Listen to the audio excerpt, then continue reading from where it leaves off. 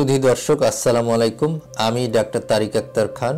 আমি একজন colorectal surgeon, অর্থাৎ আমি মলদ্বার, পাইলস এবং পেটের নাড়ি বিশেষজ্ঞ। পেশেন্টরা এসে বলেন যে আমার মলদ্বারে ব্যথা।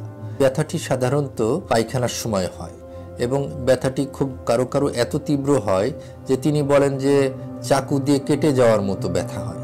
এই যে তীব্র ব্যথা, এটি পায়খানার সময়ই এই ব্যথাটা শুরু হয় এবং পায়খানার পরে কয়েক ঘন্টা পর্যন্ত এই ব্যথাটি থাকে।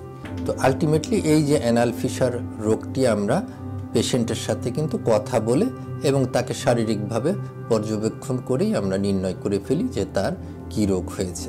আসলে আমাদের দেশে হয় কি, যখন এই রোগটি কারো দেখা দেয় তো তখন তিনি লজ্জায় কাউকে বলেন না। রোগটি পুষে রাখার ফলে এটি ক্রনিক হয়ে যায়। তো কেউ যদি ক্রনিক হওয়ার আগেই আমাদের কাছে আসেন তাহলে বললাম যে শতকরা 95% ক্ষেত্রেই কিন্তু চিকিৎসাতেই এটি সম্পূর্ণভাবে ভালো হয়ে যায়। যে ব্যথা যেমন সাথে সাথে 90% ব্যথা ঠিক হয়ে যায়, আর কয়েকদিনের মধ্যেই তিনি সম্পূর্ণভাবে ব্যথা ঠিক হয়ে যান।